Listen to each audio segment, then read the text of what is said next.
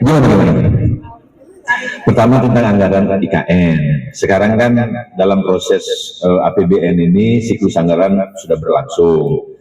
Komisi-komisi mulai dari Komisi 1 sampai Komisi 13 sudah mengajukan anggaran sesuai dengan mitra.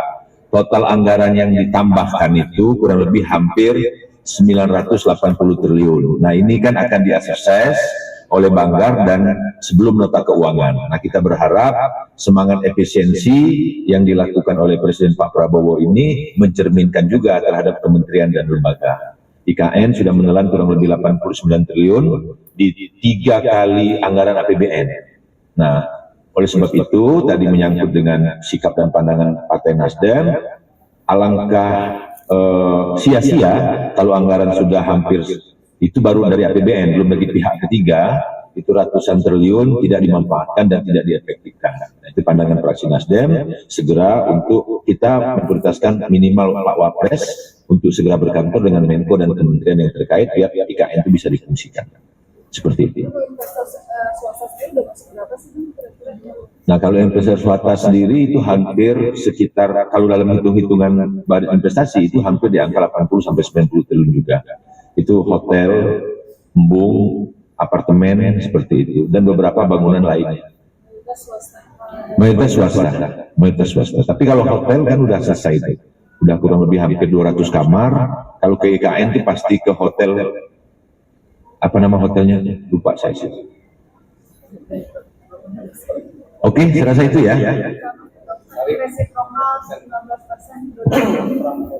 Ya kan pertama kita bersyukur, pertama tarif itu turun dari 37 menjadi 19%. Artinya ini adalah hal yang luar biasa dilakukan oleh Pak Prabowo sebagai presiden dengan tim negosiator bahwa tarif kita dari 37 menjadi 19%. Itu yang poin pertamanya.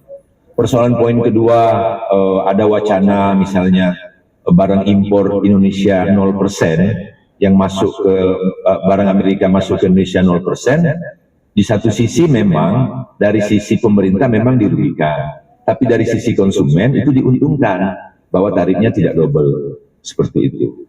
Yang ketiga, akses yang luas. Ya, akses yang luasnya kan apa? Kita nggak tahu persis. Misal akses yang luas itu kan belum dapat rincian. Feedback dari hasil dari 37 ke 19, negosiator presiden dan tim Menko Perekonomian Pak Erlangga mimpin langsung. Syarat-syarat yang diajukan oleh pemerintah Amerika kan belum terlalu teknis dibicarakan di kita. Nah oleh sebab itu kita masih menunggu wait and see tentang sikap pemerintah terhadap syarat-syarat yang diajukan Amerika terhadap penurunan tarif dari 37 ke 19%.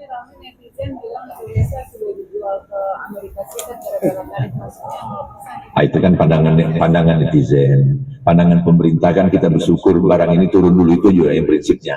Bahwa ini kelebihan daripada Pak Presiden Prabowo dengan tim ekonominya bisa menurunkan tarif. Artinya produk-produk Indonesia yang hampir 9,9 atau 10% yang ekspor ke Amerika itu tidak mati gitu loh. Tidak mengalami hal yang sesuatu karena tarifnya terlalu tinggi seperti itu. Tarif ini 19%, tapi memang dan negara lain, China dan negara lain yang juga ingin melakukan sama dengan Indonesia. Dia meminta hal yang sama. Ya ini kan hubungan baik lah.